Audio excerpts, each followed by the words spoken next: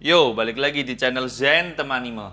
Sekali lagi thanks buat Waini Novrianti karena video lanjutan Kage no Chichiro Kisah ini jadi bisa disegerakan. Video ini adalah lanjutan untuk S2 animenya. Jadi video ini jelas isinya tuh spoiler ya. Dan untuk yang baru ngikutin ada baiknya untuk menonton part-part sebelumnya agar urut dan paham sama pembahasannya. Oke, kalau sudah, mari kita mulai. Terlihat para pentolan asosiasi perdagangan sedang berkumpul dan merundingkan rencana mereka. Di sini diketahui orang yang ikut terbunuh dalam video sebelumnya ini adalah orang keempat dari petarung terkuat di asosiasi perdagangan. Kita berpindah ke kerajaan Midgard. Di sana NC kita sedang berdiri memandangi kota sambil menikmati perannya sebagai Char sampingan. Kemudian kita diperlihatkan kejadian cheat saat menyamar sebagai John Smith. Yukihime membuat usulan tentang pembuatan uang palsu mereka. John dengan tatapan yang mencengkam menanyai Yukihime yang membuat Yukihime berpikir ulang tentang lokasinya. Tapi kali ini John sampai menghancurkan gelasnya. Yukihime benar-benar ketakutan, tapi dia sudah tidak punya ide lagi yang lebih bagus.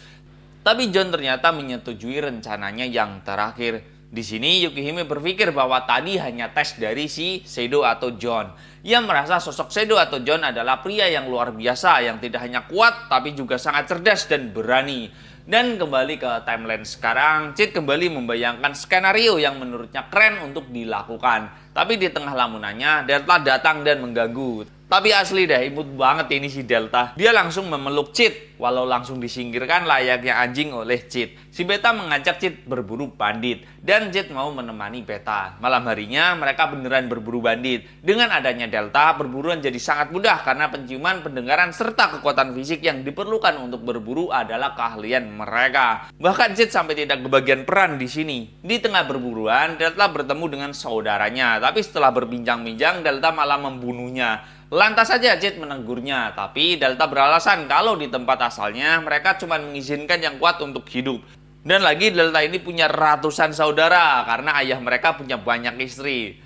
Oke, kita berpindah tempat ya. Satu dari ketiga petinggi asosiasi perdagangan sudah berhasil menyusup ke Mitsugoshi Group untuk mengambil dokumen perusahaan. Dia melihat dokumen itu sekarang dibawa oleh Gamma. Penyusup tadi yang bernama First Lad berinisiatif untuk menculiknya sekalian ya, karena Gamma adalah presiden dari Mitsugoshi itu sendiri. Jika berhasil itu akan jadi tangkapan yang luar biasa, tapi ternyata Gamma bisa bertahan dari pukulannya. Gamma langsung mengeluarkan pedang dan mengayunkannya. Gerakan Gamma ini sangat cepat, tapi itu gerakan asal dan gak jelas dari Gamma. Tapi mengesampingkan itu, kecepatan ayunannya saja bahkan mampu menghasilkan angin yang bisa mendorong First Lad ke pojokan. Berbeda dengan Delta, Gamma sepertinya paham sama berbagai gaya berpedang sehingga dia tahu teknik yang dipakai oleh lawan. Dari sini First Lad semakin waspada terhadap Gamma, tapi rupanya serangan Gamma tetap asal-asalan. Emang ampas banget ini cara dalam bela diri ya. Wajar Cheat sampai nyerah mengajarkan Delta dan Gamma berlatih ilmu pedang. First Lad makin panik di sini, dia hampir mati terkena Swiss. Kalian sambil baca sendiri deh, asli gue ngetik ini sambil ngakak.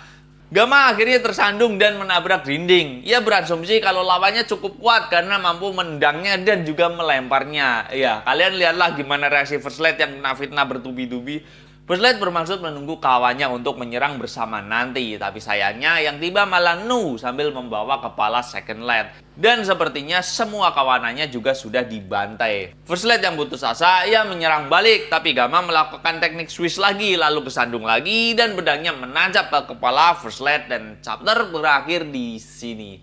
Oke, next, kalau peminatnya udah makin banyak, diusahakan untuk dibuat lebih panjang kok. Jadi bantu ramein ya agar cepat dimonetis ya, dan Mimin bisa lebih fokus buat kontennya tanpa membagi waktu dengan pekerjaan yang lain. Oke, kalau gitu Mimin undur diri, saya Zen, urewa mau dah.